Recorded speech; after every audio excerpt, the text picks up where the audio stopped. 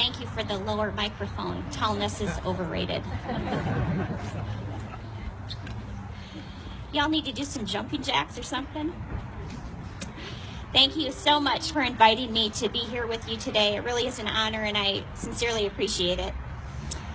There was so much that I thought about sharing with you today, and Marion said we would have some warm weather, so I should feel free to speak as long as I want. So with that in mind, I'd like to start with a story. This is something that I recently read that really touched me. Cartagena, Colombia, was the center of the slave trade in the 17th century. Slaves were bought for so little in Africa and sold for so much that a trader could lose half of his slaves in transit and still make a profit.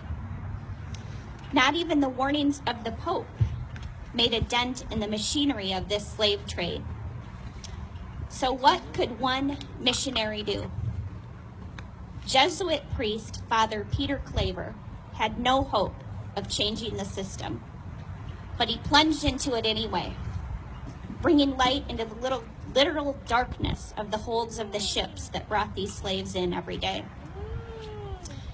He held his hands out and gave them sweet things like tobacco and bread and lemons.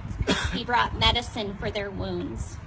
And he said, we must speak to them with our hearts before we speak to them with our lips. And then he would show them pictures of Christ, the one who died for their sins, and even extended this apostolate to the plantations where the slaves were at. In 40 years, he baptized some 300,000 slaves. Peter taught them simple prayers. Jesus, you will be my father and mother and all my good. Lord, I love you much, much, much. So why do I start with this story? St. Peter Claver was living at a time that the value of human life was quantified by a dollar amount. He was surrounded by death and felt he couldn't do a single thing about it. After all, what can one person do? But what was so compelling about this story is that he didn't give up. He started small, with kindness and love and compassion, but ended big with over 300,000 lives saved. What St. Claver is facing is something we're facing every day in this culture of death. It's very easy for us to think we're just one person, and we have seen 43 years of legalized killing of the most vulnerable of our society. And similarly to the slave trade, a multi-million-dollar business surrounding this, and cares very little for the lives that it destroys. When I get discouraged, I am learning, and I'm a slow learner, that God's grace is available to me in the very ordinary things of my life. It doesn't need to be some big grandiose plan or event, but the everyday tasks of my life and of your life. For me personally, it can be the grace of raising my children, taking care of our home, and those grace-filled moments apply to the pro-life movement as well. We can all think of one small thing that we can do to make an impact. As Marion said, prayer is our bedrock.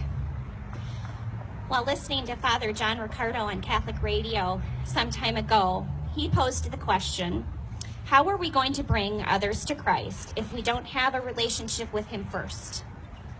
The same is true in the pro-life movement. How can we change hearts and minds if we're not grounded in our own rock, Christ? Think about this. How often do you pray for the end of abortion? For the mothers considering abortion? For the clinic workers and the doctors performing abortions? Our most vital gift is prayer. And just making those part of your daily intentions, half our battle will be won. Several years ago, a friend of mine said something to me. She said, abortion is never going to go away. It's just part of our culture. You just need to accept it. I was pretty ticked off. But that anger turned to some motivation for me because I can't accept that statement. And so every day I think about how I can change it.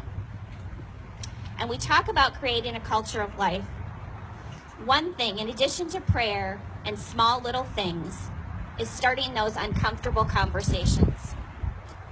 It's not easy to talk about abortion, but that's how we start. We start with our family and we start with our friends. Because if you think abortion hasn't impacted you, frankly, you're wrong. The sheer numbers tell us that every single one of us knows someone that has been impacted deeply by abortion.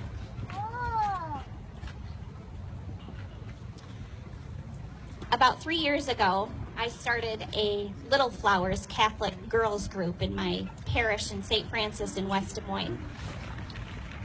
We were reviewing the life of St. Therese. And this is what I shared with the girls from the book. The most important lesson St. Therese shared was her little way. She reminded them that most of us are not called to do great things, but all of us are called to show God's love in everyday things. Doing simple things well pleases God. And I saw so much of what St. Therese said and what I heard from St. Peter Claver's story. Small things make big differences. From these two examples, we can do something. We must do something. I'm asking you today to turn a corner with me, to join me in the fellowship of the unashamed. And I'm going to leave you with these final words from the Magnificat. I am part of the fellowship of the unashamed. I have stepped over the line. I won't let up, look back, slow down, back away, or be still.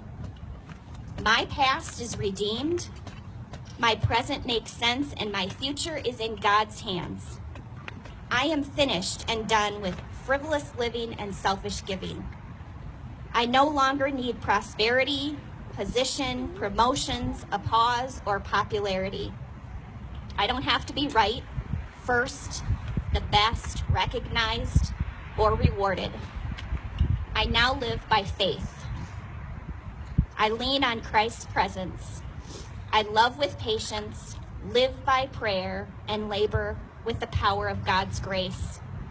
My road is narrow and rough, and my companions are few. But my guide is reliable, and my mission is clear. I can't be bought, compromised. I won't flinch in the face of sacrifice, hesitate in the presence of adversary, or negotiate at the table of my enemy. I won't give up, shut up, or let up until I have stored up, prayed up, and spoken up for the cause of Christ. Thank you.